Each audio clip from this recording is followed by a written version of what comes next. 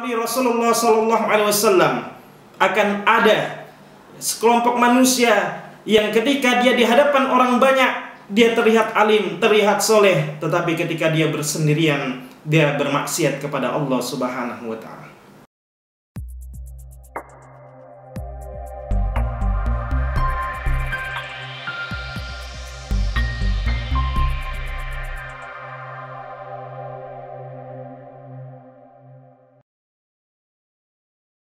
Bismillahirrahmanirrahim. Assalamualaikum warahmatullahi wabarakatuh. Saudaraku yang dirahmati oleh Allah Subhanahu wa Ta'ala, ketika kita mendengar ada seseorang mengabarkan kepada kita ada satu pulau yang sangat indah, di mana lautnya sangat jernih, tempatnya sangat nyaman, tentu hati kita tergugah ingin menuju ke sana. Karena kita mendengarkan kabar yang begitu indah.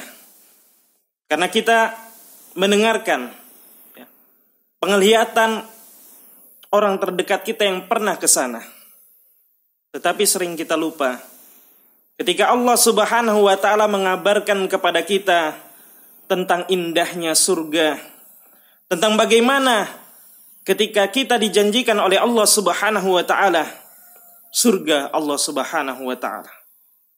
Dan tidakkah hati kita tergugah ketika Allah Subhanahu wa Ta'ala menggambarkan keindahan surga, di mana ada sungai, yang di mana air sungai itu terdapat susu yang bisa kita minum, terdapat buah-buahan, dan apa saja yang kita inginkan bisa kita dapatkan di surga Allah Subhanahu wa Ta'ala.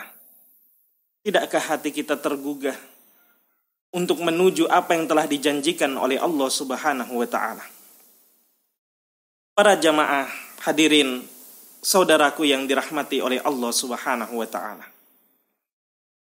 Kita semua mengetahui Allah Subhanahu wa Ta'ala mengharamkan surganya bagi orang-orang kafir. Sepatutnya kita bersyukur atas nikmat Allah Subhanahu wa Ta'ala yang berupa Islam. Allah Subhanahu wa Ta'ala menakdirkan kita Islam sejak lahir. Namun di antara kita ada yang menyia-nyiakan dari nikmat Allah Subhanahu wa Ta'ala tersebut. Bagaimana tidak mungkin ketika ditanya Ummu Salamah, ketika Rasulullah SAW berada di rumah beliau, doa apa yang paling disebutkan Rasulullah SAW?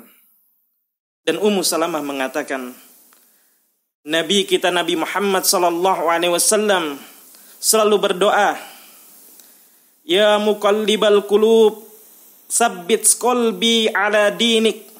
Wahai zat yang membolak-balikkan hati, teguhkanlah hati kita, hati kami di atas agamamu. Bagaimana kita sebagai umat Nabi Allah Muhammad SAW? Nabi kita adalah manusia yang paling mulia, tetapi beliau selalu senantiasa berdoa, meminta agar teguh di atas agama Allah Subhanahu wa Ta'ala. Namun seringkali kita lalai dengan nikmat Allah Subhanahu wa Ta'ala ini. Dan seringkali kita bermaksiat kepada Allah Subhanahu wa Ta'ala. Bukankah sering kita melihat ada orang yang terlihat seperti orang yang soleh, seperti ulama ketika di hadapan orang banyak, tetapi dikala dia sendirian, dia bermaksiat di hadapan Allah Subhanahu wa Ta'ala. Bahkan Thauban mengabarkan melalui hadis Nabi SAW. Nabi SAW berkata, sesungguhnya aku mengetahui di akhir zaman nanti ada umatku yang datang kepada Allah Subhanahu wa Ta'ala dengan membawa pahala sebesar gunung Tihamah. Tetapi ketika di hadapan Allah Subhanahu wa Ta'ala, seluruh pahala itu ibarat debu yang bertebaran.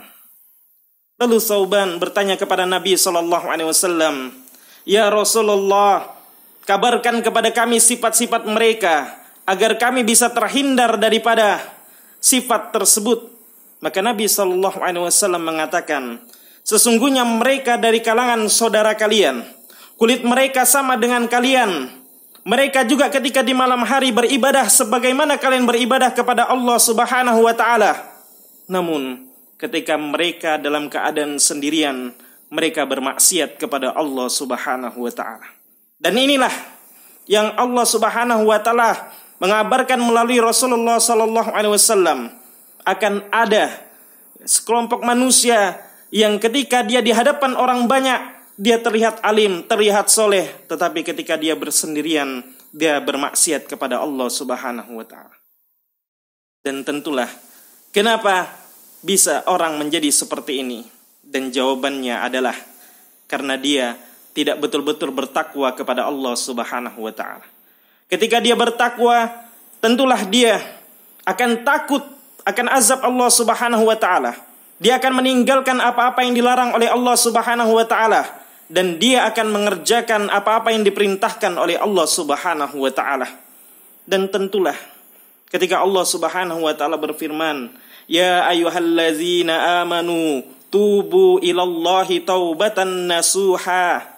Wahai orang-orang yang beriman, bertaubatlah kepada Allah dengan sebenar-benar taubat. Dan yang harus kita khawatirkan sebagai orang yang beriman adalah, yang pertama, bagaimana kehidupan kita di dunia ini. Tidak ada yang bisa menjamin ketika kita meninggal dunia, kita dalam keadaan Islam. Dan ketika kita mati dalam keadaan Islam, ini adalah nikmat yang sangat besar yang bisa kita dapatkan. Oleh sebab itu kita harus khawatir ketika kita bermaksiat di hadapan Allah Subhanahu wa taala, Allah cabut nyawa kita, namun kita dalam keadaan bermaksiat kepada Allah Subhanahu wa taala. Atau Allah mencabut keislaman kita, sedangkan kita, nyawa kita berada di tangan malaikat maut. Oleh sebab itu senantiasa kita berdoa kepada Allah Subhanahu wa taala, "Ya muqallibal qulub, tsabbit qalbi ala dinik." Sebagaimana Rasulullah sallallahu alaihi wasallam senantiasa berdoa agar kita diteguhkan dalam keadaan Islam. Dan selanjutnya adalah yang harus kita khawatirkan di akhirat kelak. Jangan sampai semua ibadah kita di dunia ini seperti debu yang bertebaran. Kita asik dengan kemaksiatan kita sehingga Allah Subhanahu wa taala tidak memberikan ampunan kepada kita. Oleh sebab itu, senantiasalah kita menjaga keistiqomahkan kita di jalan Allah Subhanahu wa taala.